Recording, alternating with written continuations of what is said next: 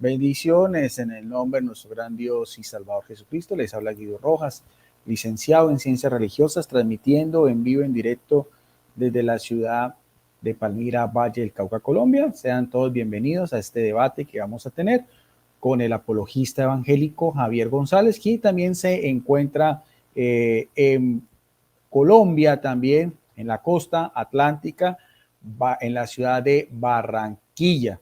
Bueno, antes de... ¿No es en Barranquilla, Javier? Sí. O sea, soy barranquillero, pero no vivo en Barranquilla, pero sí estoy acá en la costa Caribe. Bueno, pensé que vivías en Barranquilla. Bueno, vamos a tener un debate muy interesante. Yo invité a Javier y él propuso el tema sobre los milagros eucarísticos. Me parece que ese va a ser un tema de mucha edificación en el cual cada uno va a poder dar sus apreciaciones. Bueno, antes de dar el formato, démosle entonces la cordial bienvenida a Javier González, que es la primera vez que está en este canal, licenciado Guido Rojas en YouTube, el cual, quiero decirte, Javier, este debate se va a transmitir después en el canal El Yunque TV, un canal de apologética católica, y le decía a Javier que él también tiene todos los derechos para que lo retransmita en sus redes sociales y en cualquier otro canal evangélico, no tiene también toda la autorización. Bueno, entonces démosle la bienvenida también a Javier, que se presente y nos quiera decir un poquitico más acerca de él. Adelante, Javier. Okay, muchas gracias, muchas bendiciones a todos. Me llamo Javier González, mi seudónimo de redes sociales es Javi Goms, soy apologista evangélico, creador de contenido también. Tengo una página en Facebook que se llama Respondiendo a Católicos, en el cual gradualmente subo artículos de lo que considero refutación a la doctrina católica. Soy ex católico, ex aspirante al sacerdocio también, pero bueno, Dios cambió todo eso. Y bueno, un placer, gracias a Dios por la vida de Guido, gracias a Dios por todo lo que estén mirando, lo que van a mirar. Y sí, tomemos apuntes, realmente este es un tema que creo que no se ha debatido o se ha debatido muy poco, entonces sí, es bueno como dar en otros temas un poco salidos de los de siempre. Entonces, de verdad, muy agradecido con Dios, con Guido, muchas bendiciones y vamos a escuchar los argumentos de cada uno. Bien, gracias a Javier por esa presentación. Entonces, igual le decía a Javier que acá en este canal, pues al principio teníamos moderador, después se dificultaba un poco. Entonces lo que vamos a tener, como siempre, es un cronómetro que le decía yo a Javier que va a estar al principio para que cada uno, si él quiere también llevar su tiempo de manera interna, no pasa absolutamente nada. Y faltando 2 minutos, lo vuelvo a colocar en pantalla para que cada uno de nosotros vaya redondeando la idea. No olviden a las personas, este canal no tiene moderadores, no es un canal monetizado, es un canal siempre de cultura religiosa. Todos sus comentarios, tanto para el pueblo católico como para el pueblo evangélico, son bienvenidos. Lo único que siempre pido es respeto y educación. Esto no es un ring de boxeo, no es una pelea de perros y gatos. Simplemente es un compartir sobre una disertación de un tema que, como decía Javier, es bien importante. Por lo tanto, espero que todos sus comentarios sean bien recibidos y sean siempre en esa misma línea del respeto y la educación. Bueno, entonces el formato va a estar establecido de la siguiente manera. Igual también si quieren irlo compartiendo en todas sus redes sociales, yo también lo comparto en mi Facebook personal y en mi grupo de Facebook también. Cuando quieras, Javier, allá también puedes subir todo tu contenido. Es un foro abierto con más de 20,000 miembros. Se llama Debate Bíblico y Teológico Licenciado Guido Rojas. También cuando quieras, con mucho gusto, por allá te podemos esperar. Bueno, entonces vamos a tener un formato estándar que son 20 minutos de exposición, 15 minutos de refutación y refuerzo, que también son libres. Y a pedido de Javier, vamos a tener una pregunta al final, con 1 minuto de formulación más o menos, y 3 minutos de respuesta y 3 minutos también de contrarrefutación. Así lo está establecido. Entonces, como yo invité a Javier, yo voy a empezar y entonces coloco el cronómetro y inicio desde ya. Bueno, ahí está. Bien, entonces vamos con este tema. Como decía Javier, es un tema muy interesante, es un tema que tiene que ver con la doctrina de la iglesia católica y sobre todo con milagros que han ocurrido en el transcurso de nuestra existencia, que después voy a hablar un poquitico sobre el particular. Antes de eso, quiero definir primero cómo entendemos la Iglesia Católica y la Eucaristía. No es entrar de lleno a hablar de un milagro eucarístico sin primero conocer qué es lo que la Iglesia Católica en su disertación o discernimiento, por la asistencia, creemos que el Espíritu Santo ha establecido sobre este importante sacramento. Creemos que es un sacramento, un acto santo dado por Jesucristo a su iglesia, que recibe varios nombres de santo sacrificio, sacramento del altar, sacramento de redención, sacramento del Calvario y demás. Cualquier persona que quiera conocer a profundidad, porque sé que Javier creo que también es un estudioso del catecismo de la Iglesia Católica, este catecismo, ahí aparece todo lo que es el sacramento de la Eucaristía, desde su contextura del Antiguo y Nuevo Testamento, la parte teológica, la parte sacramental, cómo se celebra, cuándo se celebra, quiénes lo celebran, en fin, todo sobre este tópico. Voy a empezar primero con un fundamento bíblico, lo voy a hacer de esta Biblia que me gusta mucho, es una Biblia latinoamericana, edición pastoral de la editorial El Verbo Divino, pero cualquier Biblia católica que la gente tenga en sus manos, va a aparecer la misma información. Acordemos que el problema no es lo que aparezca en la Biblia, la cuestión es la exégesis o la interpretación de los textos. Ahí es donde nos diferenciamos, católicos, con otras iglesias cristianas. Creo que todo sobre el tema de la Eucaristía o la Santa Cena o la Cena del Señor es algo que se celebra en todas las principales iglesias. Bueno, cada una le da como decíamos, su misma carácter doctrinal de acuerdo a su propia iglesia, su propia congregación. Para mí es importante el discurso eucarístico, así se le llama, de Jesucristo en su ministerio público que hizo en la sinagoga, que son los lugares de culto, en Cafarnaúm, un día sábado, y que aparece en el Evangelio de Juan en el capítulo 6. Ahora, es muy extenso, pero voy a hacer solamente algunos apartes que aparece desde el versículo 55 al 69, donde Jesucristo dice de una manera enfática, clara y precisa, dice, mi carne es verdadera comida y mi sangre es verdadera bebida. El que come mi carne y bebe mi sangre permanece en mí y yo en él. O sea, eso es lo que llama común unión, es una unión, en este caso con Jesucristo, el cual es nuestro Salvador, el Redentor, el jefe de la iglesia, el pastor supremo, el verbo de Dios encarnado. Por eso la palabra verbos quiere decir logos, como el Padre, que es vida, me envió, yo vivo por el Padre y así quien come vivirá por mí. ¿Sí ve, otra vez esa misma unión? Siempre en referente también a Jesucristo, haciendo al Padre todo el prerrogativo, porque acordemos que él vino el plan de la salvación es por obra del Padre, que es lo mismo que nosotros celebramos en la Eucaristía. La máxima expresión del culto católico es precisamente eso, el sacrificio que hace el Hijo por el Padre en reparación al pecado del primer hombre y la primera mujer, en el cual todos nosotros somos partícipes de ese nuevo pueblo de Dios. La palabra de Dios sigue diciendo, este es el pan que ha bajado del cielo, pero no como el de vuestros antepasados que comieron y después murieron, ¿no? El que come este pan vivirá para siempre. Está haciendo una disertación, una tipología, lo que era el maná, que era ese pan que venía, que los judíos comían durante 40 años cuando estuvieron en el Éxodo, atravesando, Éxodo salida, en el desierto del Sinaí, que es la frontera entre Egipto e Israel. Jesucristo sigue enfatizando en el versículo 59, así habló Jesús en Cafarnaúm, enseñando en una sinagoga, porque él era un rabino, eran los que tenían la facultad de interpretar los textos sagrados. Aquí viene lo más importante. Al escucharlo, cierto número de discípulos de Jesús dijeron, este lenguaje es muy duro, ¿quién querrá escucharlo? ¿Por qué? Porque exegéticamente lo que está hablando Jesucristo es casi un canibalismo. O sea, el comer carne, en este caso la carne humana, porque ellos veían a Jesucristo en su humanidad, y el beber sangre, algo que era prohibido por todas las leyes levíticas del Antiguo Testamento, era algo que para ellos no tenía cabida en su pensamiento. Ahora, Jesús se retrata de eso, trata de dar alguna otra explicación, trata de cambiar su discurso. Versículo 61. Jesús se dio cuenta de que sus discípulos criticaban su discurso y les dijo, ¿les desconcierta lo que he dicho?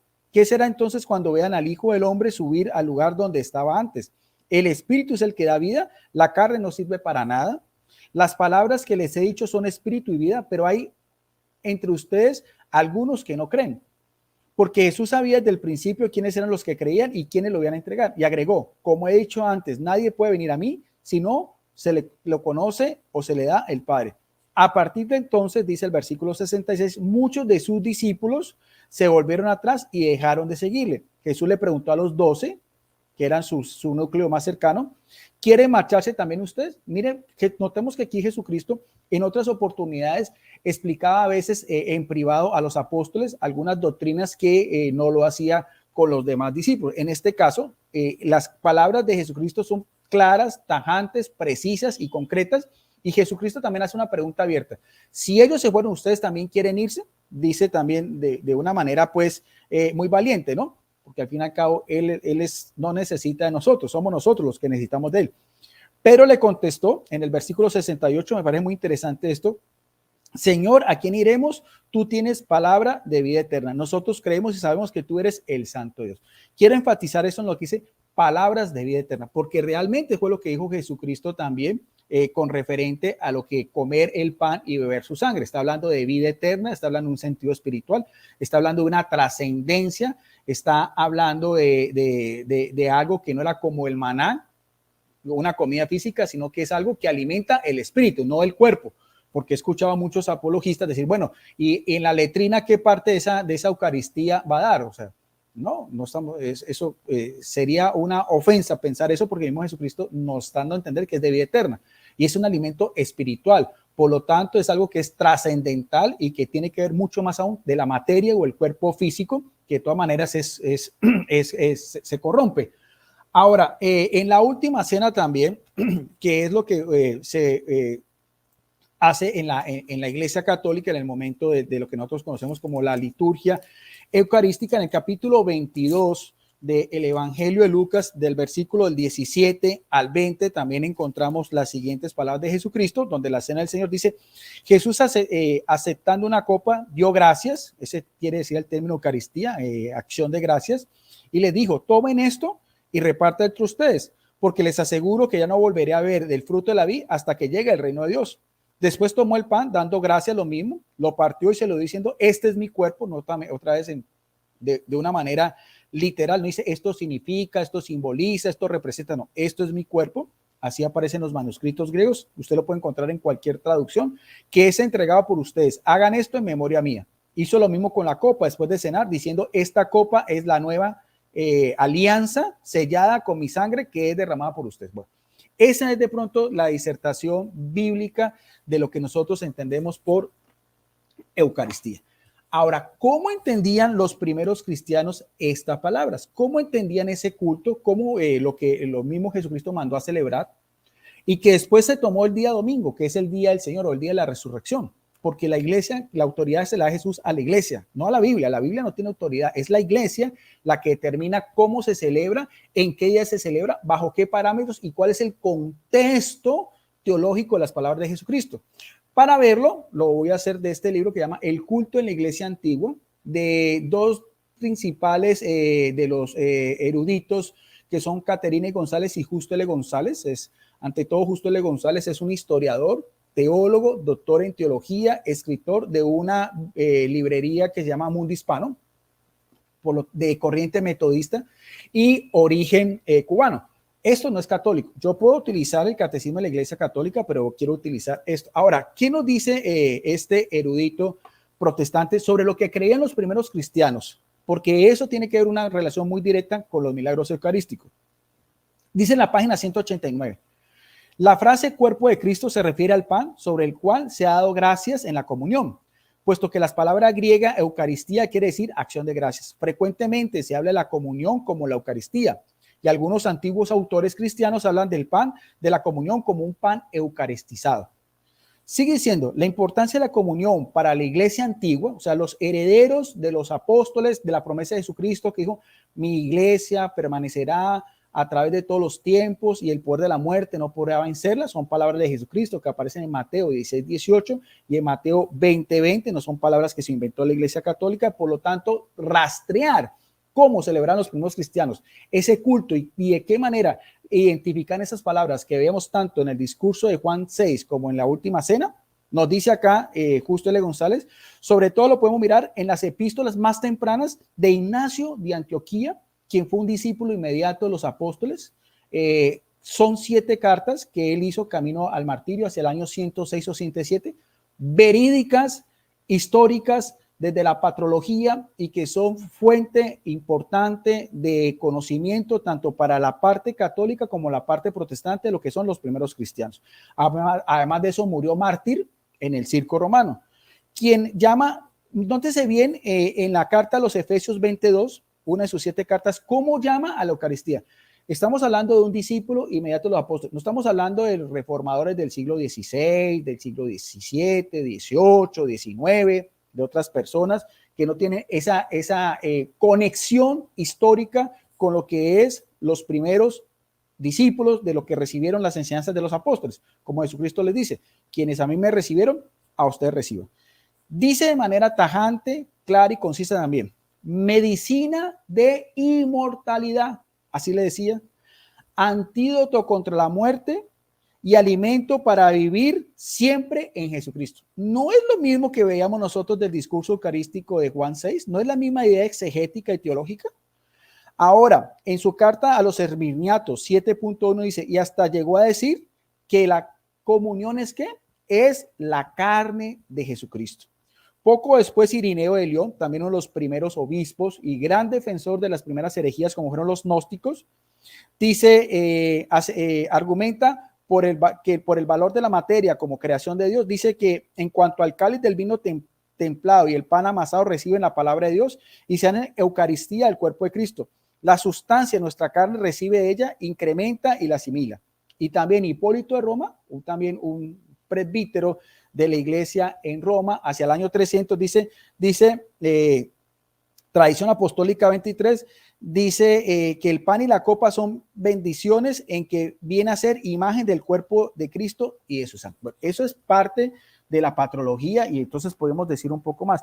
Ahora, en este otro libro también de Justo L. González que se llama Historia del abreviada del pensamiento cristiano, quiero también, porque primero tengo que dar el fundamento bíblico y teológico para después explicar los milagros eucarísticos, si no, no tiene ninguna razón. También en la página 65, haciendo referencia también otra vez a Irineo de Lyon, en Francia, que fue discípulo inmediato de Policarpo de Esmirna, quien a la vez fue discípulo del apóstol Juan. Ahí vamos viendo esa conexión. Por eso es que nosotros hablamos de tradición apostólica, por eso es que nosotros hablamos de sucesión apostólica, por eso es que nosotros hablamos de jerarquía. Estamos hablando de episcopos, que eran los que gobernaban la iglesia, ¿no? Los episcopos o los pastores de aquel entonces, ¿no? Ignacio, obispo de Antioquía, Policarpo, obispo de Esmirna, Irineo, obispo de Lyon, Francia. Dice, página 65, tal vez, otra vez, al pie de la letra. Dice, en cuanto a la Eucaristía, es el alimento mediante el cual, ¿es el qué? Alimento. Si es alimento es porque es para provecho.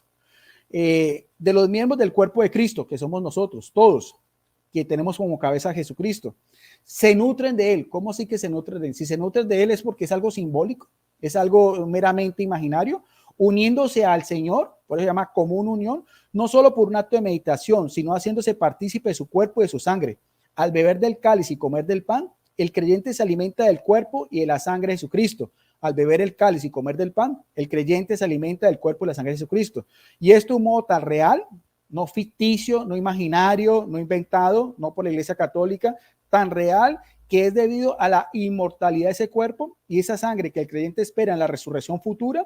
En la Eucaristía, además, Jesucristo nos da pruebas de que la creación no ha de ser despreciada, pues él mismo utiliza el cáliz y el pan, que son parte de la creación, como alimento espiritual de los creyentes. O sea, ahí pues creo que también es más que claro. Ahora, ¿qué acusaban los romanos, el Imperio Romano, que fueron los que persiguieron a los cristianos, sobre el culto que hacían los cristianos? Porque podemos citar la carta de Justino Mártir y esto, pero eso no lo voy a hacer ahorita.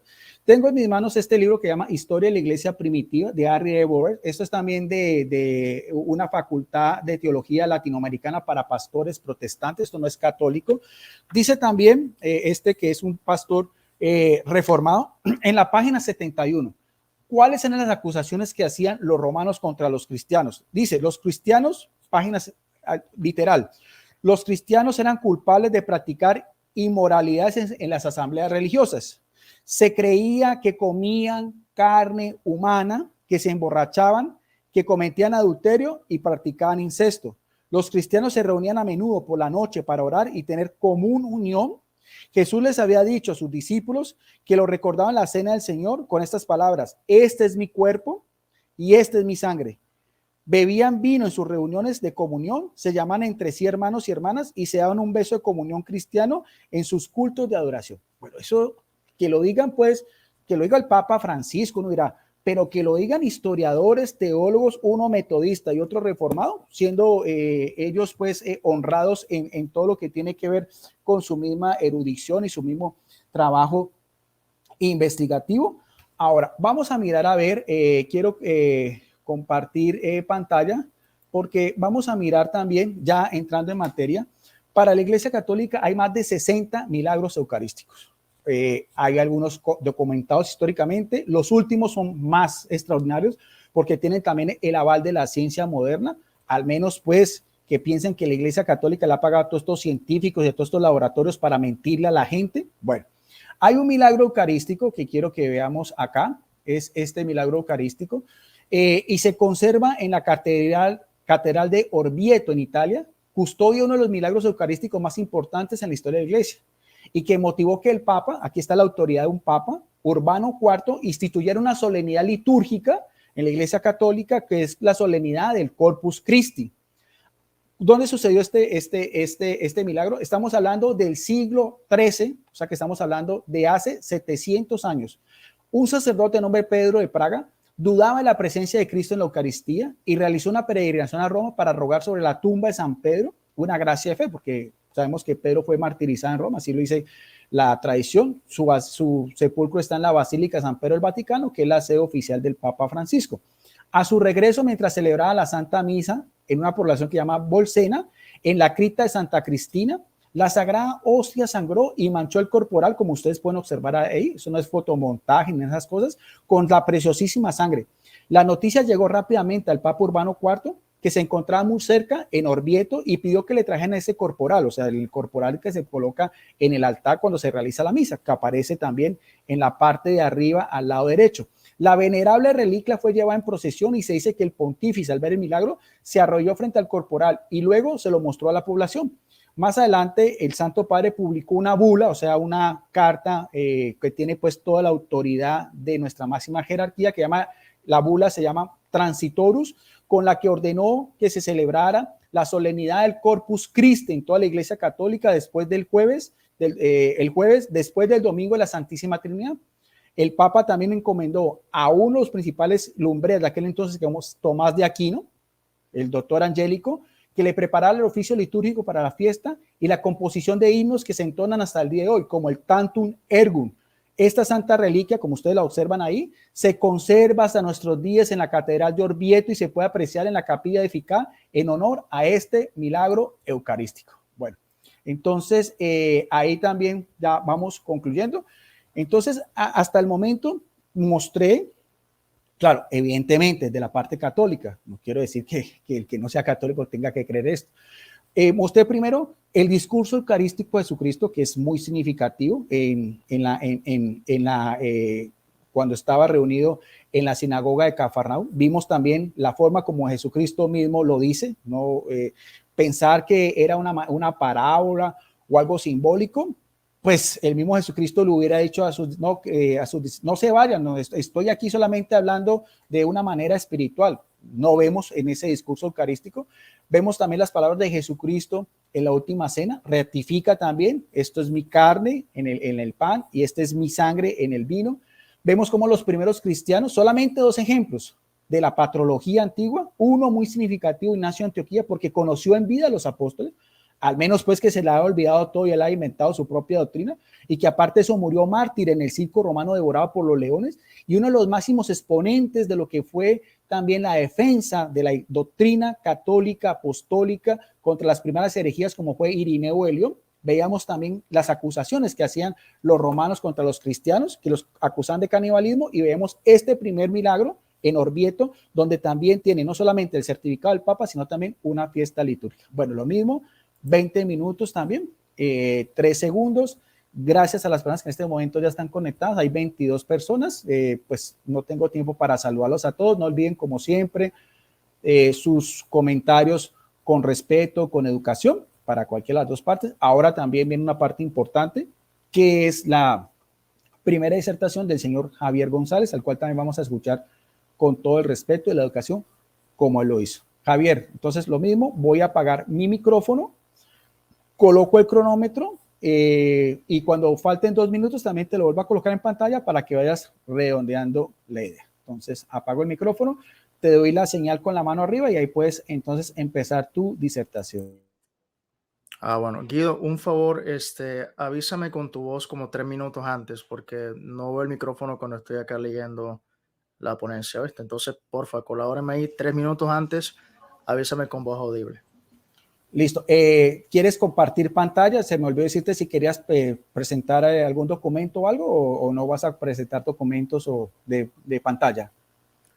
No, por el momento no voy a presentar eso. Listo. Cuando, si quieras, sea en esta nota también, así como yo presenté, también hay posibilidad de que tú presentes también tus documentos. Bueno, entonces lo mismo, Javier. De todas maneras, faltando 2 minutos, coloco también para que la gente sepa también por ética cristiana y honradez de que estás finalizando tu tiempo, pero en el minuto 17 también te voy a indicar. Bueno, entonces apago mi micrófono. Listo, ok. Bueno, voy a empezar a partir de ya. Bueno, bien, los milagros eucarísticos son usados por el clero católico romano como propaganda del falso dogma de la transustanciación. Desde hostias que se convierten en carne y sangre hasta hostias consagradas que detienen desastres naturales, son las estrafalarias acciones o manifestaciones de dichos milagros. Pero, ¿son estos milagros reales? ¿O esta es otra forma de manipular la fe de millones de personas? Les voy a dar 5 razones por las cuales los milagros eucarísticos son una mentira total. Razón número 1. La propia dogmática oficial católico romano refuta los milagros eucarísticos. Los católicos romanos creen en los milagros eucarísticos porque su clero los presenta como prueba de transustanciación o de la presencia real de Jesús en la Eucaristía católico romana. Ellos intentan probar a la transustanciación en una supuesta literalidad de la palabra de Jesús, por ejemplo, en Lucas 22 del 19 al 20. Y tomó el pan y dio gracias y lo partió y les dijo, diciendo esto es mi cuerpo que por vosotros es dado. Haced esto en memoria de mí. De igual manera, después que hubo cenado, tomó la copa diciendo, esta copa es el nuevo pacto de mi sangre y por vosotros se derrama. Lo que los laicos omiten es que el clero católico romano en su doctrina oficial no toma literal esta palabra de Jesús. Veamos. En el Concilio Vaticano II se establece que el pan puede ser usado para dar la carne y la sangre de Jesús, sin necesidad que a los laicos se les reparta el vino como la sangre. Esto genera una pregunta. Si la base de la transustanciación son las palabras de Jesús, el pan es mi cuerpo y el vino es mi sangre, parafraseando, ¿por qué el clero católico cambió lo supuestamente literal y lo hizo simbólico? Este concilio determinó que en las especies del pan son tanto la carne como la sangre de Jesús. Es decir, amigos católicos, que lo literal ya no es literal. El clero católico desechó las palabras de Jesús y cambió la forma de las especies, dado que ya no es el pan que es la carne ni el vino es la sangre, sino que el pan es la carne y la sangre. Y si tomamos literal a Jesús como los católicos dicen tomar, entonces su mismo clero se burla de ellos porque en la práctica doctrinal no toman literal a Jesús. Y aquí se genera un enorme problema para los milagros eucarísticos, porque si el clero católico romano no toma literal a las palabras de Jesús, que es la presunta base bíblica de este dogma, ¿cómo pueden ser los milagros eucarísticos prueba palpable de transustanciación? Es una contradicción total. Razón número 2. La Eucaristía católico romana es un sacrificio incruento. Esto lo sabe mi oponente. Yo sé que él está instruido en este tema. Catecismo numeral 1367. El sacrificio de Cristo y el sacrificio de la Eucaristía son pues un único sacrificio. La víctima es una y la misma. El mismo que se ofrece ahora por el ministerio de los sacerdotes, el que se ofreció a sí mismo en la cruz, y solo es diferente el modo de ofrecer. Escuchen esto. Y puesto que en este divino sacrificio se realiza en la misa, se contiene e inmola incruentamente el mismo Cristo que en el altar de la cruz. Perdón. Se ofreció a sí mismo una vez de modo cruento. Numeral 1369. Por medio del ministerio de los presbíteros se realiza la perfección del sacrificio espiritual de los fieles en unión con el sacrificio de Cristo, único mediador. En nombre de toda la iglesia, por manos de los presbíteros, se ofrece incruenta y sacramentalmente en la Eucaristía hasta que el Señor venga. Dessinger Católico, numeral 940. Y porque en este divino sacrificio que en la misa se realiza, se contiene e incruentamente se inmola aquel mismo Cristo que una vez se ofreció, el mismo cruentamente en el altar de la cruz. Dessinger Católico, numeral 1938. El obispo de Marsella expone y pregunta: en muchas partes de Francia, particularmente las situadas al sur, el vino blanco que sirve para el incruento sacrificio de la misa es tan débil e imponente. El decreto de misa de sacrificio, capítulo 2, sección 22, dice: hay pues una unidad de sacrificio con una doble modalidad de oblación, cruenta en la cruz e incruenta en la Eucaristía. Es claro que la dogmática católico-romana presenta el sacrificio de la Eucaristía en la misa como incruento. La pregunta que los católicos deberían hacerse es: ¿cómo es posible que haya manifestaciones reales de carne y sangre en las hostias si la dogmática católico-romana dice que es un sacrificio sin sangre? Incruento significa sin sangre. La misma dogmática católica romana refuta los milagros eucarísticos porque estos sí son cruentos o con sangre. Razón número 3. Las evidencias científicas de los milagros eucarísticos solo muestran la falsedad de estos. Los católicos se refugian en un argumento bastante falaz, el de las presuntas pruebas científicas. Ya de antemano le digo a mi oponente que ninguna evidencia científica que él pudiera presentar en este debate le va a servir para probar su punto, y esto lo voy a explicar más adelante. Uno de estos científicos que más habla sobre este tema es el doctor Ricardo Castañón. Este doctor es el que más ha analizado hostias ensangrentadas durante varios años. El prestigioso sitio web católico Aleita, en un artículo sobre Castañón, dijo: aquí confirmamos, es decir, este es Castañón hablando, aquí confirmamos que el tipo de sangre AB, el mismo encontrado en la sábana santa de Turín y el mismo y en el milagro eucarístico de Laiciano, que fue el primero oficialmente, hayamos tejido vivo, así como un glóbulo blanco activo. En cuanto a que está tratando de reparar una lesión presente en el tejido descubierto, aspecto que se presenta, por ejemplo, en un corazón luego de un infarto. Castañón también realizó el otro análisis científico de una hostia consagrada, de la que emanaba una sustancia rojiza. Concluyó la investigación hasta el año 2006, comprobando que la sustancia era sangre humana, mismas que contenían glóbulos blancos intactos y músculos del corazón vivo, miocardio, ventrículo izquierdo. Cabe señalar que el caso aún no se ha denominado como un milagro, sino como un signo. Otros estudios, como el del doctor Eduardo Linoli, del llamado milagro del anciano, también arrojaron muestras de partes del corazón. Nótese que estos estudios, escuchen esto, nótese que estos estudios científicos arrojan que esa carne es de tejido de un corazón, y esto le genera a los milagros eucarísticos otro gran problema. Vamos a ver qué dice el Catecismo en el numeral 1374. En el Santísimo Sacramento de la Eucaristía también contenidos verdaderamente, real y sustancialmente, el cuerpo y la sangre junto con el alma y la divinidad de nuestro Señor Jesucristo, y por consiguiente Cristo entero. Esta presencia se denomina real. Numeral 1377. La presencia eucarística de Cristo comienza en el momento de la consagración y dura todo el tiempo de la en que subsistan las especies eucarísticas. Cristo está todo entero presente en cada una de las especies y todo entero en cada una de sus partes.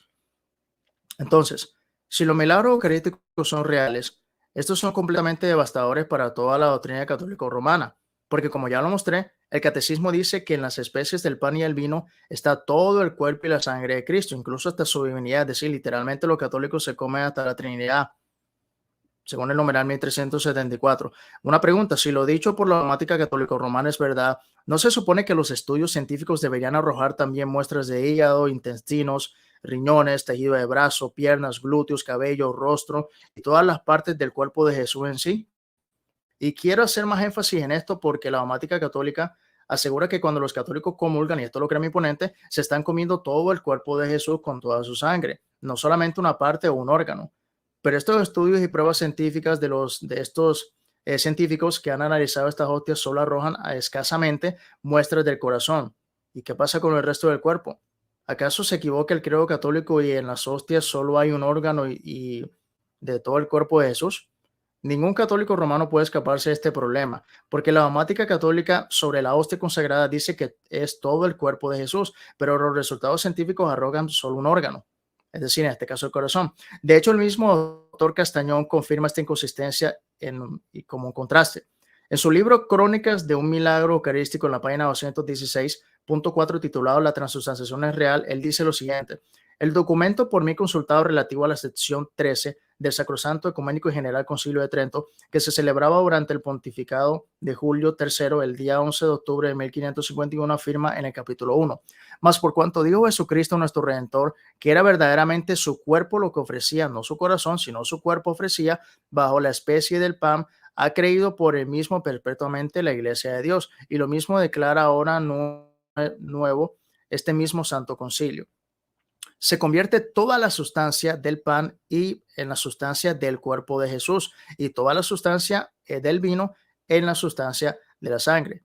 El doctor Castañón conoce la doctrina católica, la cual asegura que la transustanciación, la hostia, se convierte en todo el cuerpo y la sangre de Jesús, no solo un órgano. Pero muy extrañamente, y a pesar de que él sabe esto, él sigue presentándose como aquel que confirma los milagros eucarísticos bajo el argumento que la explicación de esto es la transustanciación, un total contraste producto del sesgo religioso. Es decir, los católicos presentan los milagros eucarísticos como las mayores y más impactantes evidencias palpables, visibles, degustables y reales de transustanciación, y estos milagros no van de la mano de la dogmática oficial católico romana.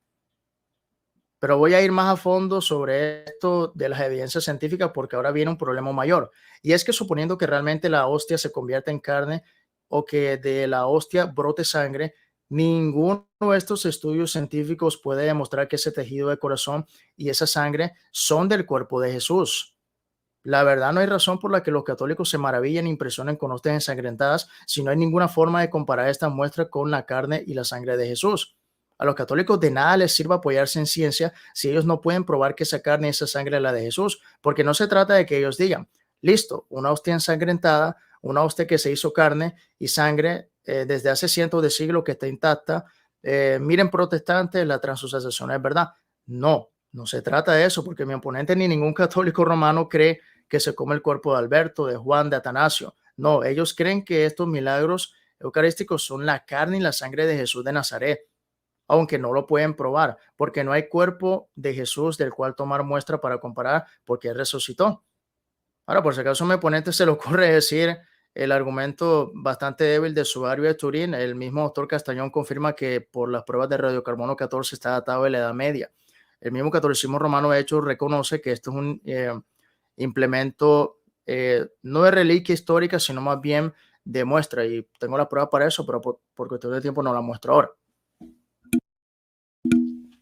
Por ejemplo, yo puedo tomar un pedazo de algodón, porque esto es otro punto interesante, porque de pronto los estudios científicos, y yo acepto que los estudios científicos arrojan que es sangre y que es carne, pero aquí hay un problema mayor también.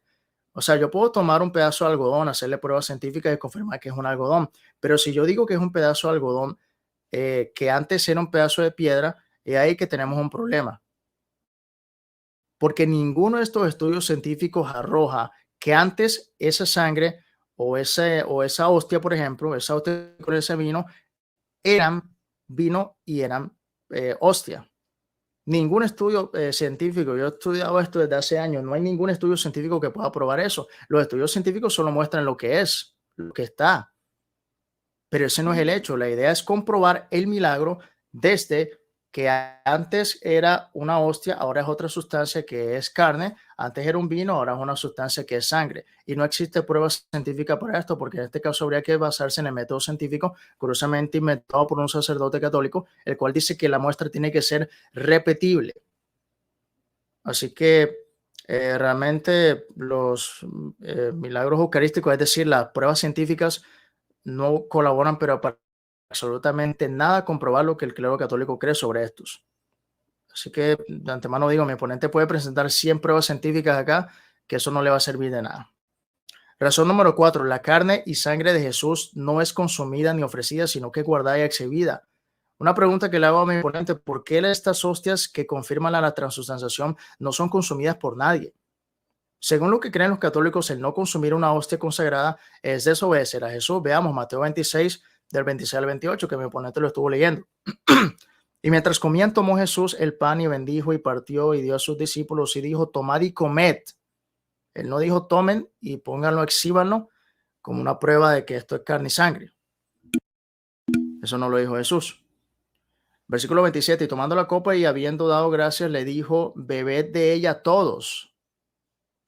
Ningún discípulo de Jesús que estuvo en esa primera, última cena, pensó en conservar ni exhibir el supuesto cuerpo de Cristo y la carne de Jesús, consagradas por él mismo, curiosamente, aunque si la transustanciación fuera cierta, Jesús se comía a sí mismo. Así de errada está la doctrina católico-romana. Así que los católicos romanos están en completa desobediencia a Cristo porque deberían comerse esas hostias bañadas en sangre, ¿verdad? Pero en fin. Y por último, la razón número 5 sería la siguiente. Los apóstoles nunca hicieron un milagro eucarístico. Hoy mi oponente no podrá explicar esto. Como mi oponente cree que los apóstoles de Jesús fueron sacerdotes ministros, esto conforma el numeral 1337 del Catecismo, que dice, Jesús instituyó la Eucaristía como memorial de su muerte y de su resurrección y ordenó a sus apóstoles celebrarlo hasta su retorno, constituyéndoles entonces sacerdotes del Nuevo Testamento. Esto también lo hallamos en el numeral 1536 del Catecismo. Los apóstoles sin duda recibieron poder y autoridad de parte de Cristo y esto lo vemos claramente en su obrar por el Espíritu Santo. Por ejemplo, en Hechos 5:15, a la sombra de Pedro se sanaban enfermos. En Hechos 9, del 33 al 35, la sanidad de Eneas. En Hechos 9, del 36 al 41, la resurrección de Dorcas. En Hechos 14, del 8 al 10, Pablo sana a un cojo. En Hechos 16 hasta el versículo 18, un demonio es expulsado de una muchacha. En Hechos 20, del 9 al 10, resurrección de Eutico. En Hechos 28, del 3 al 5, víbora que no hace daño a Pablo, y esto conforma a Marcos 16, del 16 de 18. Y estas señales seguirán a los que creyeren. En mi nombre echarán fuera de demonios, hablarán nuevas lenguas, quitarán serpientes, y si bebieren cosa mortífera, no les dañará. Sobre los enfermos pondrán sus manos y sanarán. Pero qué extraño que los apóstoles, siendo supuestos sacerdotes, ministros y llenos del Espíritu Santo, ordenados entre comillas por el mismo Dios hecho hombre, entre tantos milagros que hicieron no hay ninguno relacionado a milagros eucarísticos, ni de panes sangrando o de tormentas detenidas por panes consagrados o algo similar. Los católicos podrían replicar con cosas como que, por ejemplo, esta tremenda ausencia de milagros eucarísticos en la iglesia primitiva de los hombres más ungidos del planeta Tierra, con falacias del silencio, como que, por ejemplo, decir que ellos tampoco hicieron algún tipo, por ejemplo, de milagro financiero o milagro de multiplicación de comida o algo así. Pero ese argumento es una falacia del silencio, porque no pueden pretender explicar la ausencia de milagros eucarísticos con la ausencia de otro tipo de milagros. Ni mucho menos los católicos pueden imaginarse o inventarse que entre lo no escrito en la escritura sea eucarístico, lo cual, si así fue, realmente la inspiración divina de la Eucaristía hubiera fallado bastante. En medio de la cultura judía que rechazó al maestro y que tenía como una de las más fuertes provisiones el beber sangre, Levítico 3:17, Deuteronomio 12:23, Hechos 15:20, Hechos 15:29, Hechos 15:21, sin duda alguna un milagro eucarístico hubiera sido una poderosísima arma de conversión de los judíos, ahora cristianos conversos. Lo cierto es que la doctrina católico-romana una vez más demuestra sus contradicciones, porque realmente, sorprendentemente hablando, mi oponente presenta los milagros eucarísticos como prueba de transustanciación, pero en realidad los milagros eucarísticos refutan la transustanciación, van en contra de la dogmática. Gracias. Van en contra de la dogmática católica, van en contra de lo que dice el clero de lo que sería el supuesto total cuerpo de Cristo, sustancialmente hablando.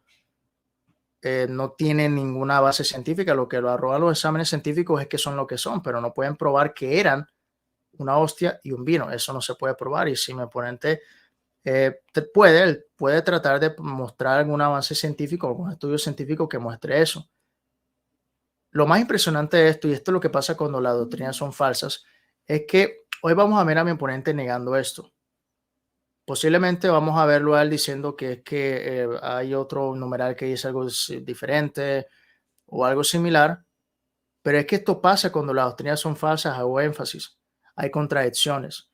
Esto pasa cuando las doctrinas no son reales. Y esto pasa también, desafortunadamente, con algunas personas que se dedican a defender la fe católica. Como esta se contradice y está llena de errores, a veces los católicos dicen una cosa, defienden una cosa, irónicamente algunos líderes religiosos católicos lo dicen, pero la gramática va por otro lado. Yo espero que mi oponente esté lo más enfocado del tema posible. Quiero aclarar que ningún texto bíblico que mi oponente dio o vaya a dar le va a servir para probar los milagros eucarísticos, porque simplemente en la Biblia no existe ningún tipo de milagro eucarístico jamás, ¿verdad? O sea, realmente ningún texto bíblico va a apoyarle a él en esto, ni a ningún católico romano. Y realmente, bueno, vamos a ver qué nos dice el amigo Guido. Yo espero que esté enfocado, por favor, en el tema, porque yo no estoy debatiendo con él transustanciación, que sí está relacionado, claro, pero no es puntualmente el tema del debate. Espero que el amigo Guido pues hable un poco más sobre el tema de los milagros eucarísticos y que lidie con las 5 razones que yo he expuesto el día de hoy sobre el por qué los milagros eucarísticos son falsos. Bueno, ahí me quedan unos 40 segundos, ya lo dejo hasta ahí, termino.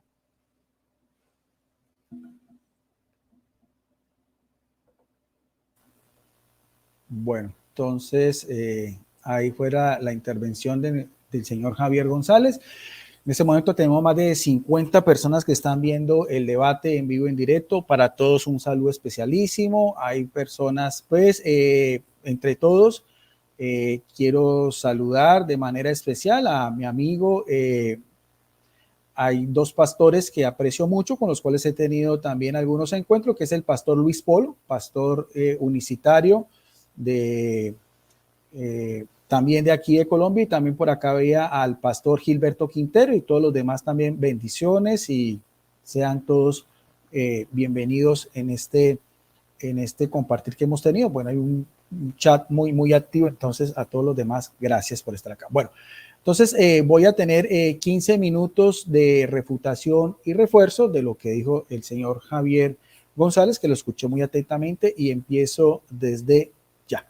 Bueno, claro, de todo lo que dijo el señor Javier, claro, teníamos que irnos primero también definiciones teológicas para mirar a ver qué es lo que nosotros entendemos. De todo lo que de pronto sí me pareció un poco fuera de tono, claro que es muy respetable, cuando dijo que el clero hace esto para burlarse de las personas. Pues no sé en qué sentido el clero católico exhibe milagros eucarísticos o lo que nosotros creemos para burlarnos de quién. No está, porque de todas maneras estamos hablando de cosas sagradas. Es como ir uno a un culto evangélico y burlarse de lo que dice el pastor. No sé, creo que estuvo fuera de tono, porque no estamos hablando de cosas de burla, sino que estamos exponiendo nuestra fe.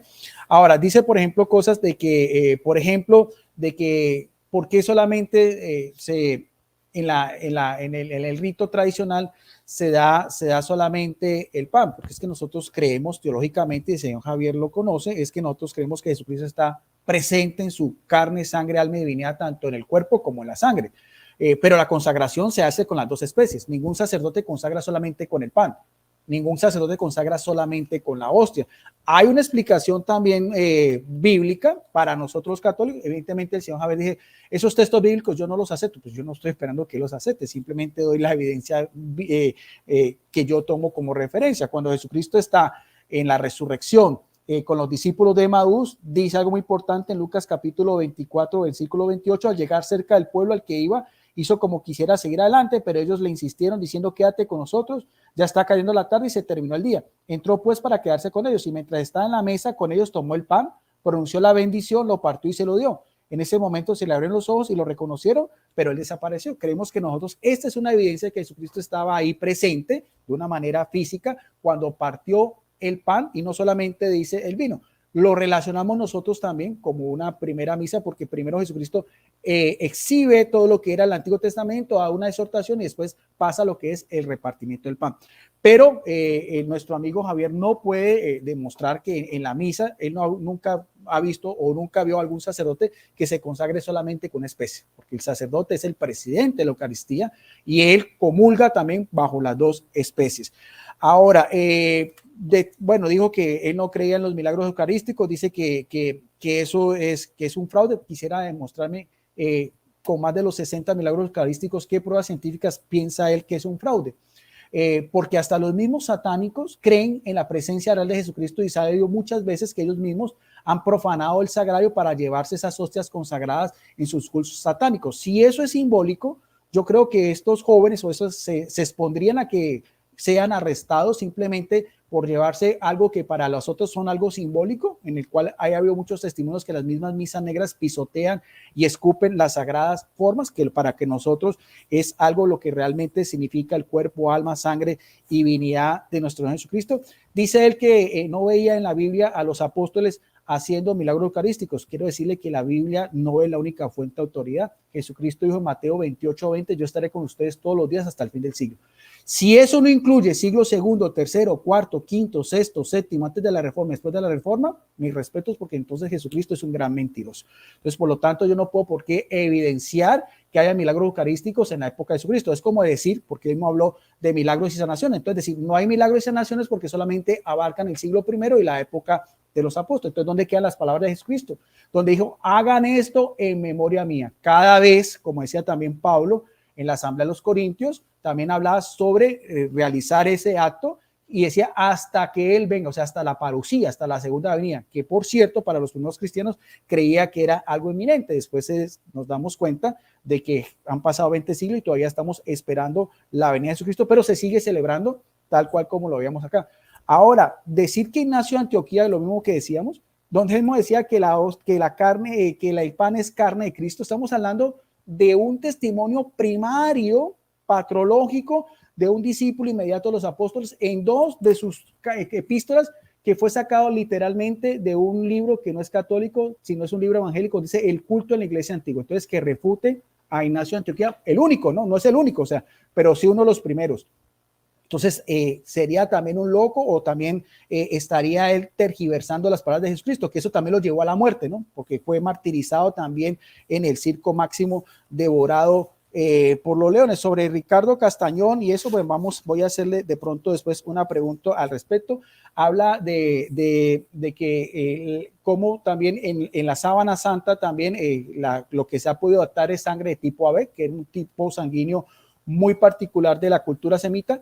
Él dice que la Iglesia Católica demostró que eso era falso. Eso es mentira. La Iglesia Católica nunca demostró que eso es falso. Hubo algunos científicos que hicieron una adaptación del carbono 14 que no es una prueba contundente. Me tendrá que mostrar un documento oficial de la Iglesia Católica donde la Iglesia reconozca, porque hay científicos dijeron que esa prueba había estado alterada porque hubo un incendio en el cual la misma tela se vio expuesta. O sea, por lo tanto, que me muestre qué explicación hay de que haya un cuerpo en una sábana que aparezca de forma tridimensional. Eso no lo ha podido hacer nadie hasta el momento. Que me muestre algún científico que coloque en una sábana la figura de un hombre y que eso en un computador aparezca de una manera tridimensional. Eso hasta el momento, con la tecnología del siglo XXI, no se ha podido hacer. Entonces, yo conozco también, señor Javi, todas las investigaciones de la sábana santa y hasta ahora no es nada concluyente, que evidentemente es una reliquia.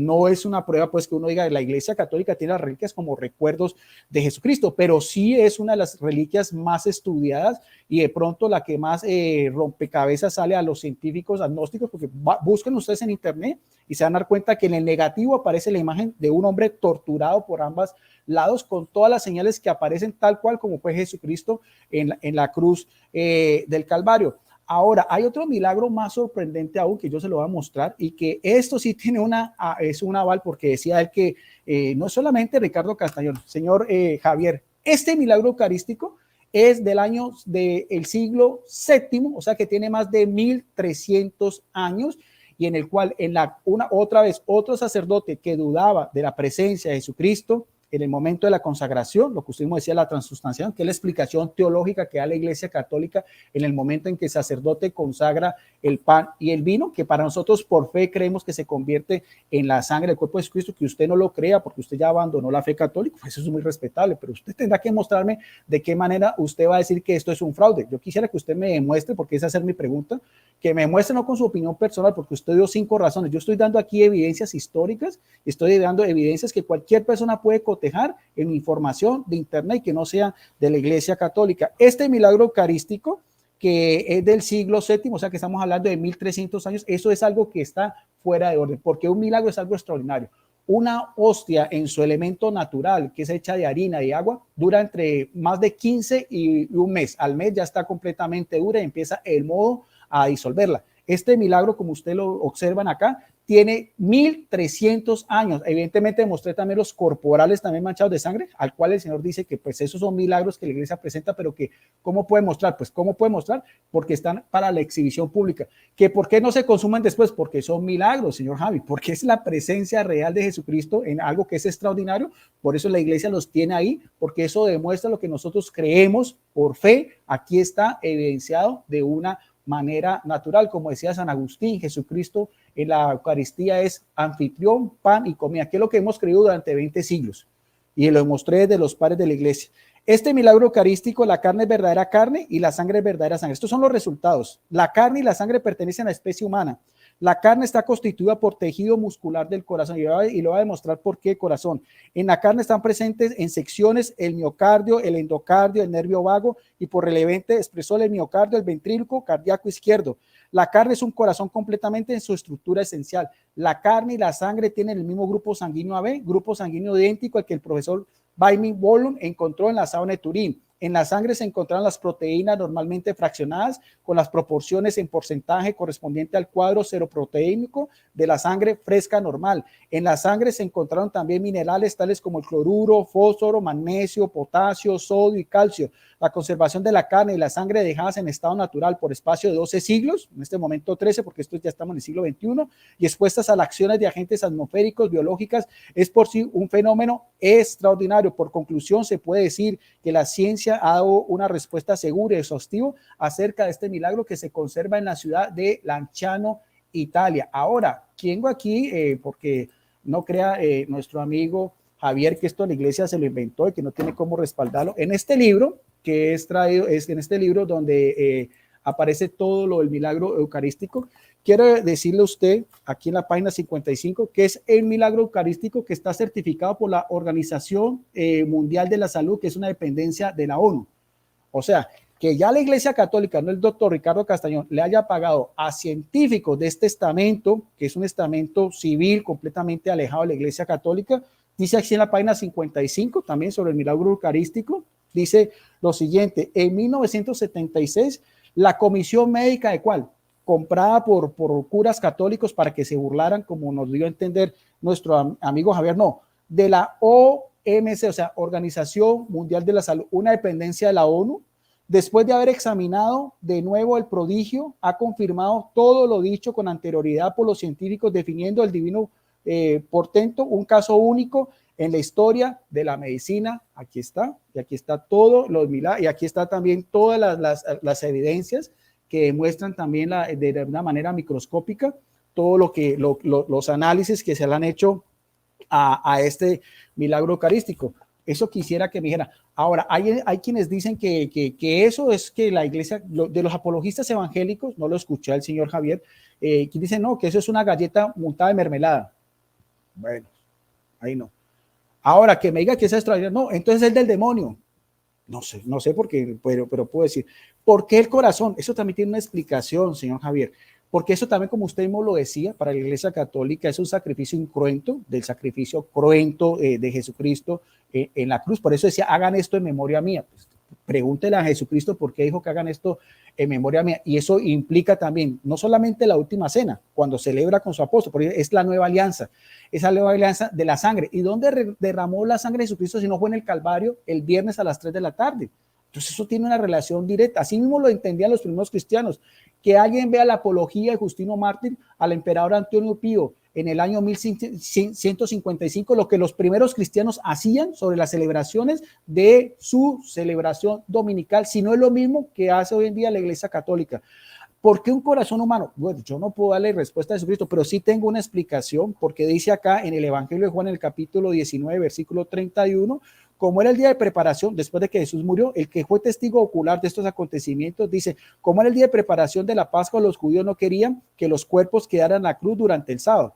Por aquel sábado era un día muy solemne, pidieron a Pilatos que hiciera quebrar las piernas a los crucificados y retirar los cuerpos. Fueron pues los soldados y quebraron las piernas de los dos que habían sido crucificados con Jesucristo. Versículo 33.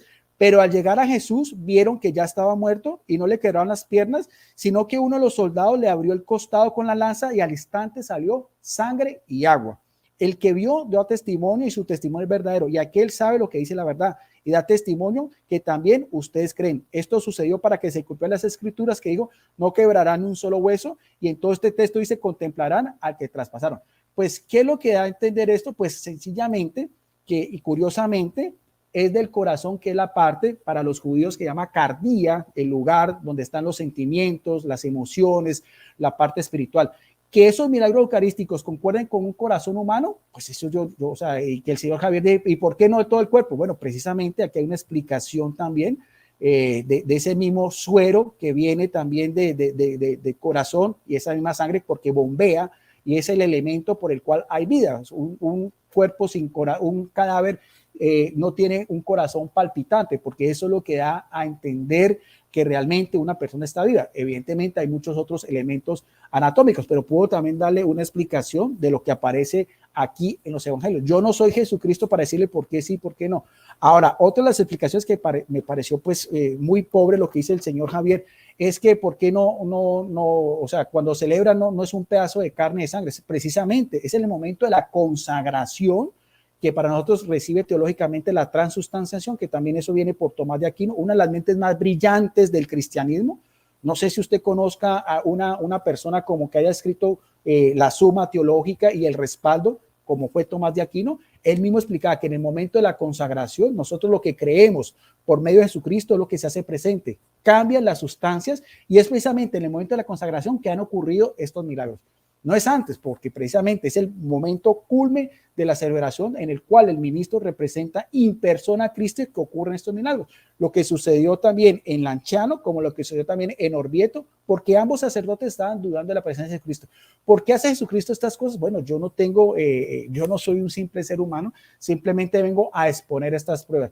Que si el señor Javier o nuestros hermanos protestantes no crean en esto, no es mi problema, eso no me corresponde a mí, porque cada quien tiene libre albedrío. Yo solamente vengo a exponer estos elementos y los pongo simplemente para que las personas saquen sus conclusiones. Lo mismo, 15 minutos, 4 segundos. En este momento tenemos ya una audiencia de 67 personas. Gracias a todos. Denle una manito arriba. Compártalo. También Javier puede después compartirlo en todas sus redes sociales. Es muy interesante este debate. La primera vez que debato con Javier. Espero que no sea la última. Y entonces también lo mismo. Vamos a escuchar también muy atentamente, Javier. Si quieres también lo mismo. Lo que me dices también cuando sean 13 minutos te aviso y faltando 2 minutos te coloco el cronómetro. Bueno, entonces Javier, voy a apagar mi micrófono y apenas te haga la señal o cuando tú me digas, entonces te coloco el cronómetro para que tengas tu tiempo de exposición. Adelante. Listo, ok, muchas gracias. Bueno, muchísimas gracias. Ahora voy a empezar desde ahora. Bueno, el amigo Guido en su ponencia inicial, la verdad es que no tengo mucho que refutar de lo que él habló en la ponencia inicial. Él básicamente trató de probar transustanciación. Yo no estoy debatiendo transustanciación con él, que si bien es cierto es un tema que está relacionado, no es el tema que estamos debatiendo como tal. La verdad es que no tengo recalco, no tengo mucho que refutar de lo que dijo, más allá de una literalidad que yo probé que el Clero Católico Romano no toma literal esto, ¿verdad? Y ahorita voy a hacer más énfasis en eso, así que la verdad es que voy a centrarme en su contrarrefutación, ¿verdad? Porque pudieron haber personas que creían en transustanciación, pero hubieran otras que no lo hicieron. O sea, citar a padres de la iglesia en ese sentido es un callejón sin salida, porque algunos, por ejemplo, creyeron en el primado de Pedro, otros no. Algunos no creyeron en María Madre de Dios, otros no lo hicieron, ¿verdad? Así que él convenientemente cita a algunos que supuestamente creyeron en eso, que Ignacio Antioquía no creyó en eso para nada. Bueno, ya eso es un asunto de él. Ojalá Guido hable de los que no creían en transustanciación también. Bueno, Guido empezó diciendo que yo hice una falta de respeto al decir que es que creo que Católico se burla de ellos. No, te voy a leer lo que literalmente leí ahorita, por eso es que tengo diálogos escritos. Yo dije, el clero católico desechó las palabras de Jesús y cambió la forma de las especies, dado que ya no es el pan que es carne ni el vino la sangre, sino que el pan es la carne y la sangre. Y si tomamos literal a Jesús como el señor Guido dice que toma, entonces su clero se burla de ellos, eso sí lo dije, porque en la práctica doctrinal no toman literal a Jesús. O me gustaría que Guido dijera cuántas misas él ha asistido que le dan el vino con el pan, muy pocas. La enorme mayoría de misas, y esto te lo dice alguien que fue católico ferviente por casi 10 años, a mí nunca me dieron vino cuando estaba comulgando. Así que o sea, eso no tiene nada que ver ahí como tal. Vamos a ver acá, ¿qué más dijo él? Bueno, él dice que los sacerdotes consagran ambas especies, sí, pero es que ellos nada más reparten el pan. Y eso de todas maneras no refuta la doctrina católica que dice que el pan es carne y la sangre, desechando toda literalidad que mi oponente está defendiendo el día de hoy. ¿Qué más dijo él? Él dice que yo no acepto los textos, él dice que yo no acepto, no, es que yo no lo acepto porque yo probé acá que el credo católico se contradice. Porque por un lado dicen que es literal y por otro lado el pan es la carne y la sangre. Por un lado dicen que es todo el cuerpo y por otro lado los estudios científicos arrojan su corazón, ¿verdad? Así que eso es una completa contradicción como tal. Él habló acerca de los discípulos de Maús que Jesús estuvo repartiendo, sí, pero qué curioso que estos discípulos de Maús, por ejemplo, no estuvieron en la última cena. O sea que Jesús no hizo esos discípulos sacerdotes. Qué curioso, ¿verdad? Los milagros eucarísticos son un fraude. Bueno, él dijo algo extraño. Él dijo que él presentó como prueba de que los satánicos creen en la transustanciación y que hay satánicos que hacen ritos con las hostias. Bueno, Guido, si tú vas a basar tu fe supuestamente cristiana en lo que crean satánicos, que esa gente menos conoce la palabra de Dios, menos conoce la verdadera doctrina, pues bueno, ahí estás bastante equivocado, la verdad. O sea, que alguien crea en transustanciación, eso no lo hace real. Lo que lo hace real son las pruebas sobre ese tema.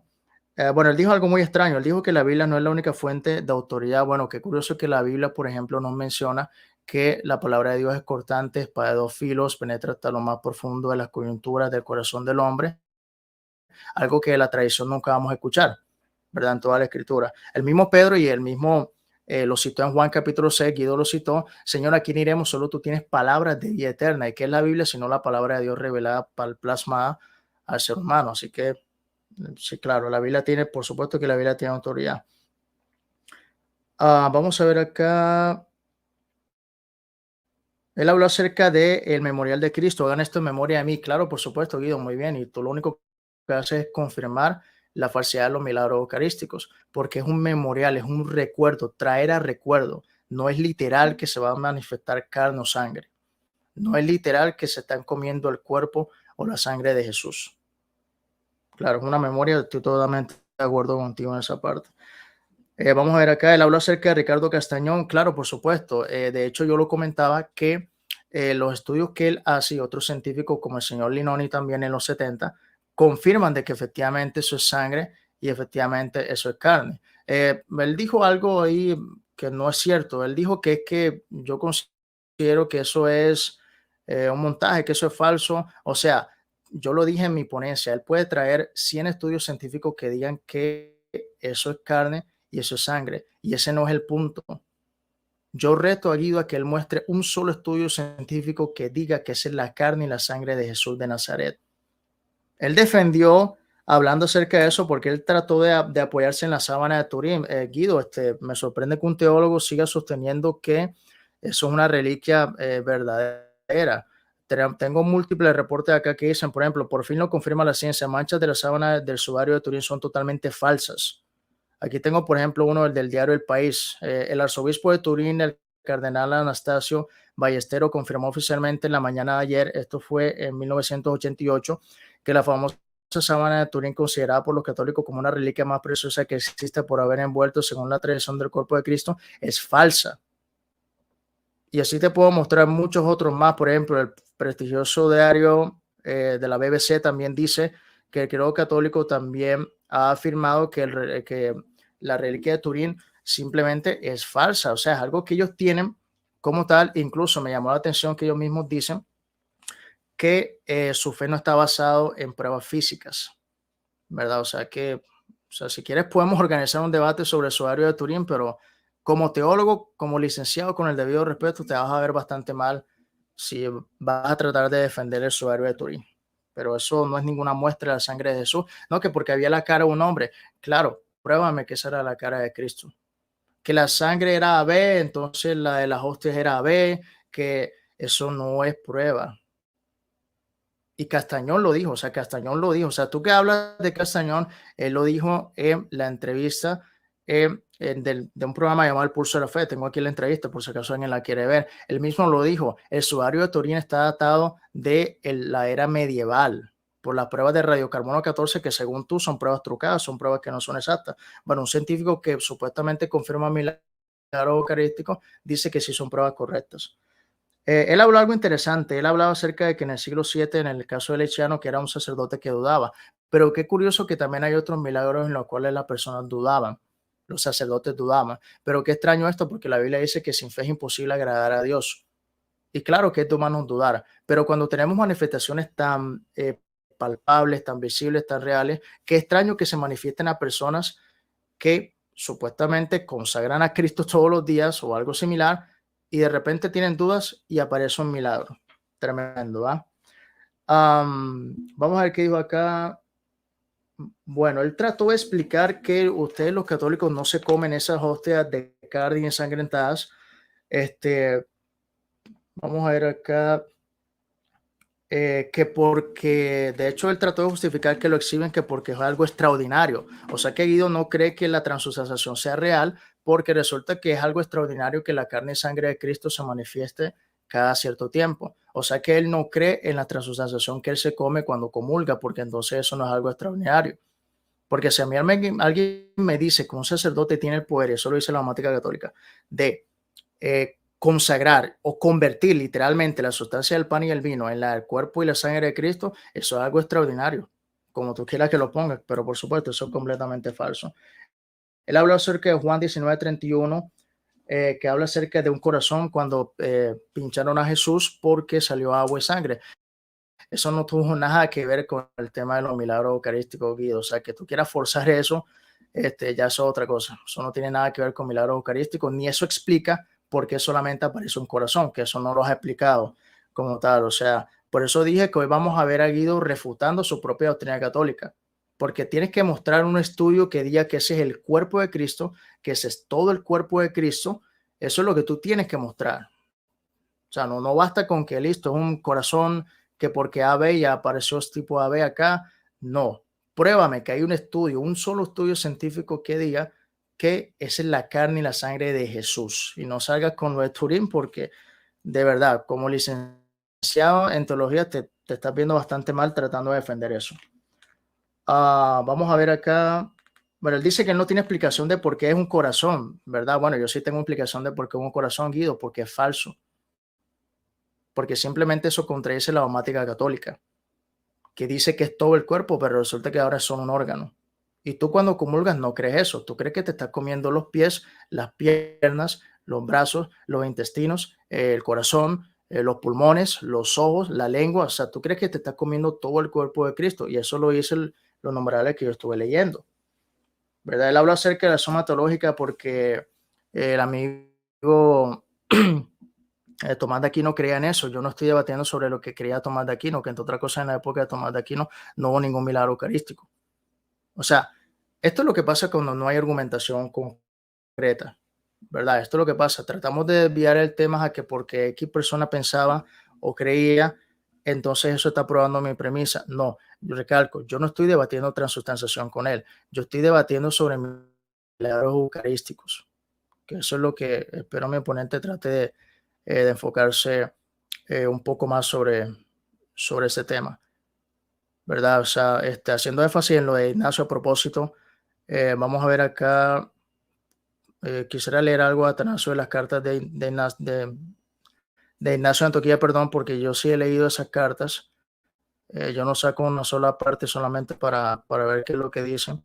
Y te informo, Guido, que estás debatiendo con alguien que conoce de patrística, porque hay muchos evangélicos que lamentablemente no la conocen y algunos apologistas evangélicos engatusan a Algunos apologéticos católicos engatusan evangélicos porque no conocen. Yo sí conozco este tema, ¿verdad? Por ejemplo, me llamó la atención que no hablaste acerca de la carta de los herminianos en el numeral 6, que dice, porque ellos no admiten la Eucaristía sea la carne de nuestro Señor y Salvador Jesucristo, cuya carne sufrió por nuestros pecados. Según Guido y los apologistas católicos, Ignacio quería, por ejemplo, en transubstanciación por esto. Pero es curioso lo que sigue diciendo el numeral 6, que ninguno se engañe, incluso a los seres celestiales y los ángeles gloriosos y a los gobernantes visibles e invisibles. Si no creen en la sangre de Cristo, que es Dios, les aguarda también el juicio. Hay que entender el contexto en el cual él dijo esto, porque mi oponente sabe que la herejía gnóstica, la cual decía que Jesús no vino en carne ni en sangre, a eso es a lo que se refería Ignacio de Antioquía, que ninguno se engañe. Si no creen en la sangre de Cristo,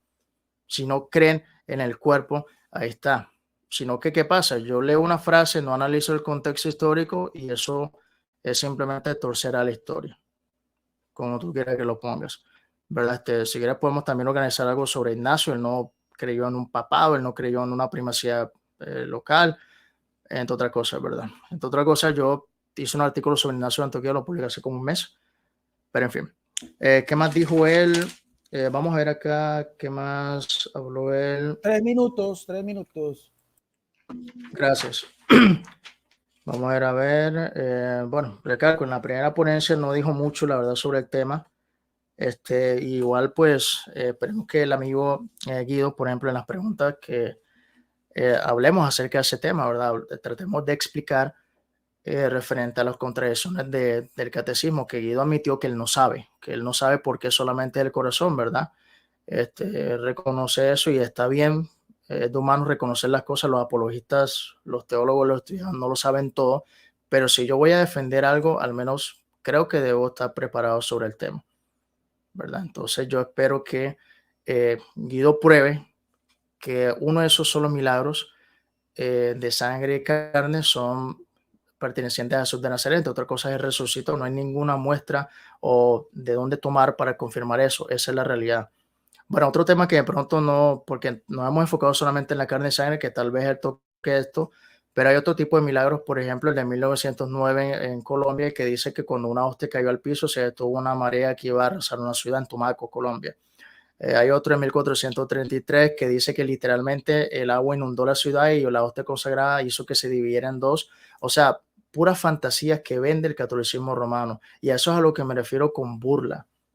Porque como la enorme mayoría de católicos ignora por completo lo que dice el catecismo, ignora por completo lo que dice la doctrina católica, ven un milagro eucarístico presentado.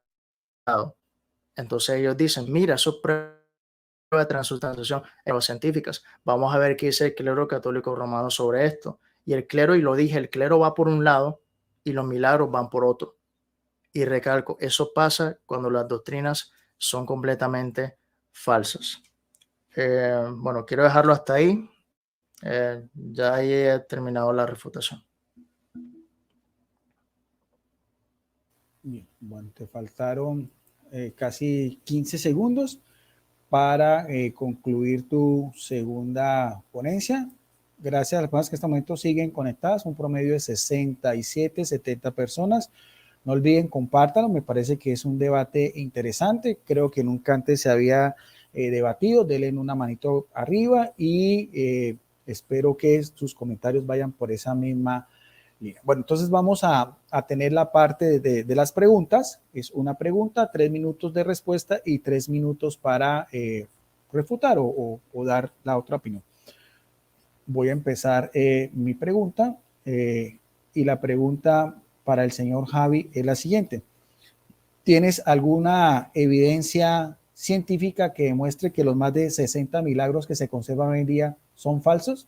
Esa sería mi pregunta. Si hay una evidencia científica que tú nos puedas presentar para que nos indiques que los más de 60 milagros son un fraude de la Iglesia Católica. Esa sería mi pregunta. Empiezas desde ya tus 3 minutos. Listo, ok, perfecto. Sí, claro, por supuesto que las tengo. Y esto lo hallamos, por ejemplo, en lo que arrojan los resultados del doctor Castañón, en lo que arrojan los resultados del doctor Linoni, que confirman que es solamente un corazón o una parte del corazón. Ahora, si tú quieres comprobar que eso es transustanciación, entonces pruébame que la doctrina católica dice que la transustanciación es solamente un corazón convertido o que la hostia se convierte en corazón. Eso es lo que tú tienes que probar, porque lo leí en los numerales de 1300, lo dice claramente, todo el cuerpo de Cristo. Si las pruebas científicas muestran que es solamente un órgano, ahí hay un gran problema. Otra cosa, Guido, esa pregunta para mí es una falacia de petición de principio, porque yo recalqué en la ponencia. Las pruebas científicas pueden mostrar que eso es sangre, pueden mostrar que eso es carne, y eso no basta. Tienen que probar, uno, que es todo el cuerpo de Cristo según la dogmática católica. Dos, tienen que probar que eso pertenece a Jesús de Nazaret, no a Atanasio, no a Alberto, no a Juan, no a Prensejito, y simplemente el asegurar que eso es carne y sangre, eso no sirve de nada para probar transustanciación, pero para absolutamente nada. Otro problema que lo hace una falacia de petición de principio es que yo no puedo pretender explicar un hecho sobrenatural con elementos naturales, en este caso la ciencia, el método científico.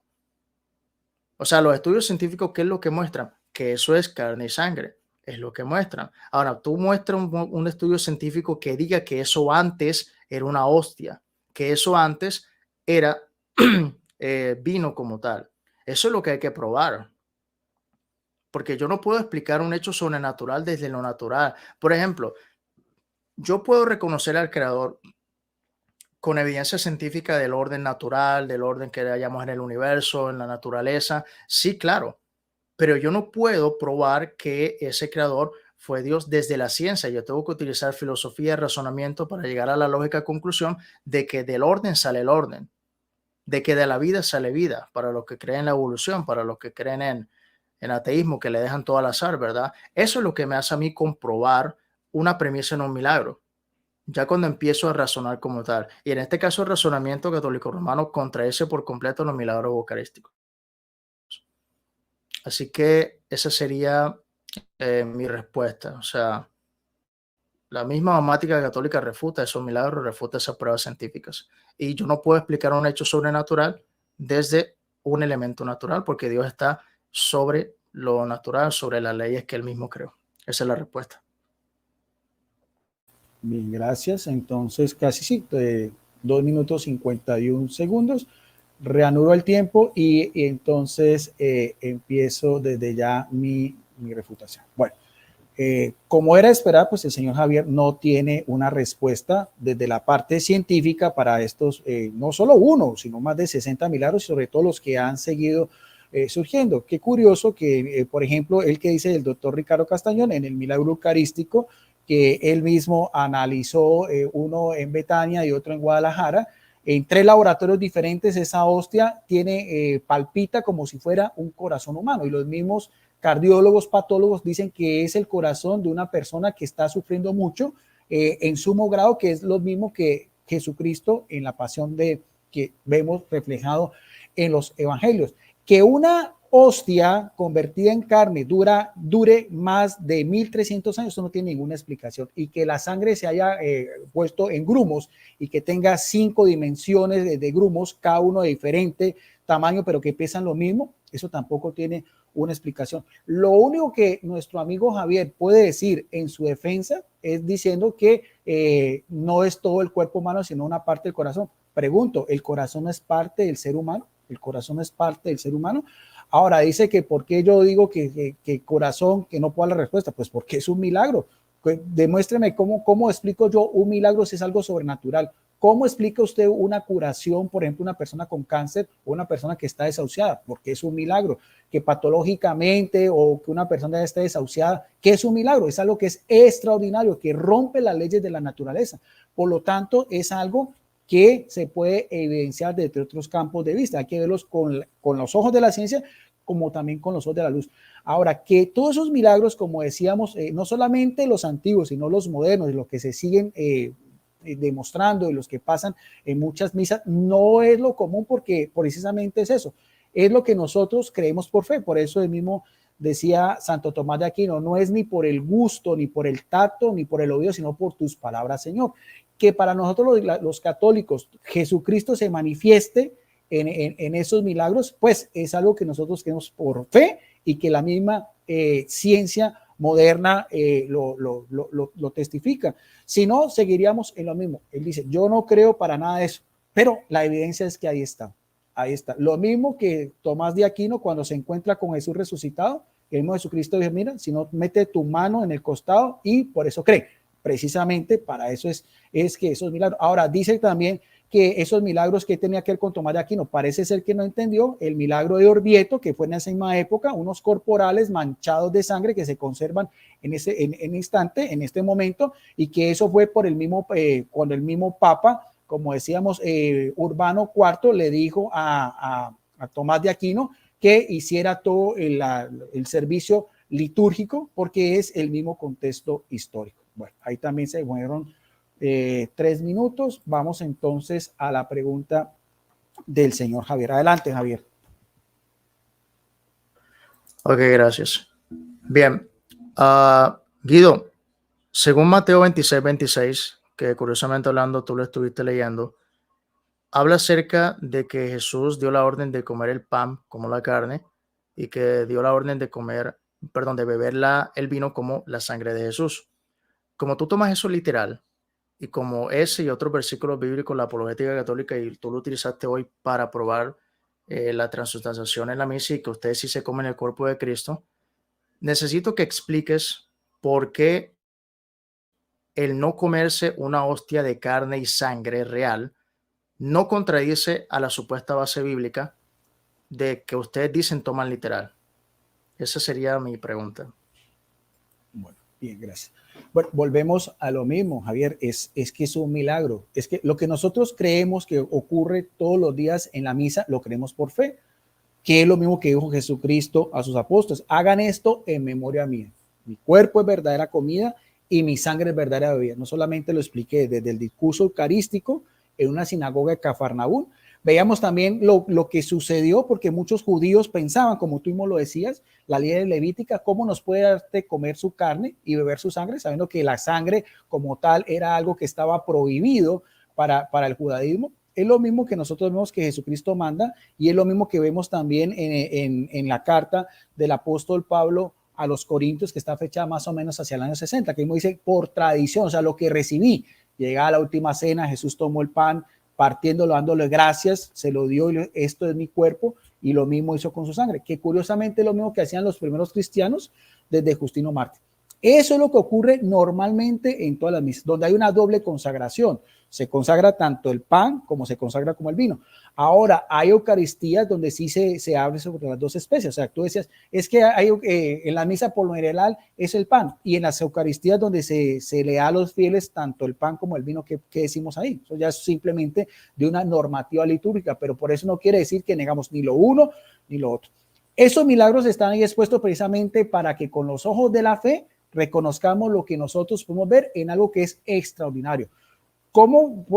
Dice nuestro amigo Javier, ¿y por qué no se consumieron? Pues precisamente porque si eso ocurrió en una misa, es porque Jesucristo quiere dar pruebas de que lo que realmente él dijo, lo que la Iglesia Católica ha predicado durante 21 siglos, lo que creía Ignacio de Antioquía, porque no pudiste decir que él me decía que la carne es la hostia, la carne, y que es antídoto de inmortalidad. Yo no creo que eso lo haya hecho de una manera simbólica.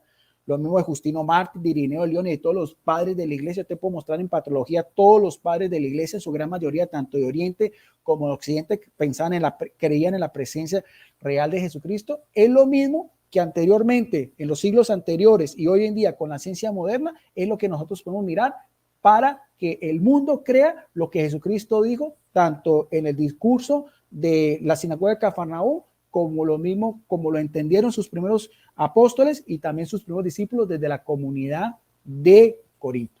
Ahí está, para que la gente, evidentemente, la iglesia de eso no hace un dogma, simplemente están ahí expuestos para la veneración pública, pero lo que sí es, lo que nosotros sí creemos es lo que está ya establecido de una manera en los sacramentos, de lo que aparece consignado en el Catecismo de la Iglesia Católica, que ahí cualquier persona puede enterarse sobre todo lo que incluye el sacramento, quiénes lo realizan, bajo qué forma y demás. Bueno, ahí más o menos también 3 minutos, y entonces lo mismo, reanudamos el tiempo, y también Javier va a tener sus últimos 3 minutos con que concluimos ya este debate. Javier, lo mismo, puedes empezar desde ya tu refutación. Ok, gracias. Bueno, bien, Guido explica la ausencia o la desobediencia de todos los católicos romanos, empezando por el clero, a la supuesta literalidad de Jesús de que porque eso es un evento extraordinario, que porque eso es un milagro, ¿verdad? Pero qué extraño que cuando hay una manifestación o la prueba más palpable, real y visible de lo que la fe católica profesa, qué extraño que nadie puede consumirla, nadie puede comerla. Creo que de pronto ahí entra un cierto dilema moral y bien lo dijo Guido, la Biblia prohíbe comer sangre y Jesús no vino a abolir la ley, vino a cumplirla. Y Guido está diciendo que Jesús quebrantó la ley. O sea, un teólogo dice eso, ¿verdad? Y eso es lo que pasa cuando las doctrinas son falsas, ¿verdad? O sea, el mismo que dijo, coma mi carne, coma mi sangre, parafraseando, no puede prohibir el beber sangre en general. O sea, eso es una contradicción completa, ¿verdad? No sé si es una cuestión de que cualquier católico sensato, honesto, le daría asco comer carne cruda y sangre como tal, algo que la Biblia prohíbe completamente, pero por una cuestión de que hay que mantener el dogma o la falsedad del dogma, entonces eso es lo que explica Guido. Como tal, Guido habla acerca de que Castañón encontró corazones palpitando o partes del corazón palpitando en las muestras. Claro, pero aquí volvemos al punto que no respondiste. Pruébame que eso era el corazón de Jesús de Nazaret. Ahora es extraño porque la Biblia habla acerca de que Jesús tenía un cuerpo inmutable. No estaba en varias partes a la vez. Y según lo que Guido cree, Jesús se comió a sí mismo en la última cena, por ejemplo. No tiene sentido para nada. Vamos a ver acá, él habla acerca de la conservación de la hostia del anciano de 1200 años. Eso puede estar conservado 1200 años, Guido, pero tienes que probar que eso es la carne y la sangre de Jesús de Nazaret. Ahora, tú presupones que fue por una cuestión relacionada a un rito eucarístico y eso es transustanciación, pero recalco, eso contradice la doctrina católica por completo. O sea, esos católicos, uno ve los videos, van a esas misas, a esos lugares y se quedan maravillados mirando el milagro del anciano, el milagro de esto, el milagro de lo otro. Pues obedezcan al Señor si es que ustedes dicen obedecer y cómanse eso.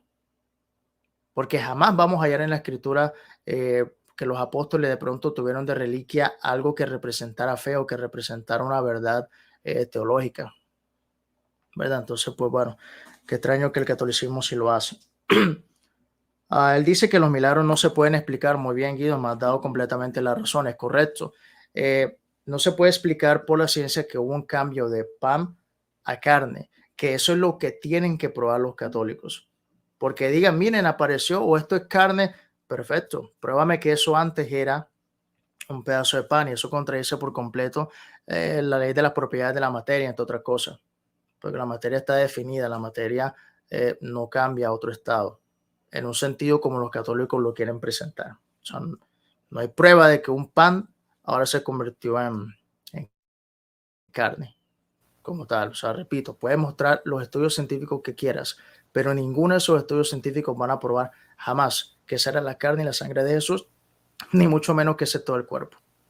Que repito, o sea, te viste bastante mal con eso de la lanza en el costado de Jesús, pues eso no tuvo nada que ver con lo que él quiso probar, ¿verdad? Y bueno, eso sería todo lo que tendría que decir referente a lo que dijo Guido Rojas. Bien, te di casi un minuto de más para que pudieras concluir la idea.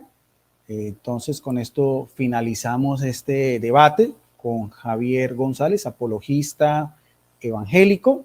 Bueno, espero que les haya gustado. Como siempre, los debates son un poco candentes, pero lo importante es empezar y terminar en un ambiente de respeto, educación, que creo que fue lo que hicimos acá. A todas las personas que estuvieron conectadas, más de 60 personas, gracias por estar. Cada uno saca sus propias conclusiones. Me gustaría de pronto, Javier, ya que eres una persona que ha investigado mucho ese tema del sudario de Turín, si quieres también lo podemos dejar para después. Si te gustaría, lo podemos analizar mirando los pros y los contras. Si aceptas, me gustaría mucho hacer ese debate y si quieres podemos hacerlo o en este canal o en otro canal, después más adelante nos poníamos de acuerdo. Es una propuesta, no es algo que sea que tengas que hacerlo o no. Y después cualquier otro tema lo podemos hacer. Bueno, ya para finalizar, entonces démosle también un minuto para que Javier se despida y también, si quieres, Javier, recordar tus redes sociales, donde la gente te puede seguir, los estudios que has dicho, si los tienes solo por escrito, la gente cómo puede acceder a ese material. Bueno, si quieres, tómate 1 o 2 minutos para que también hagas también tu despido final, tu despedida. Adelante, Javier.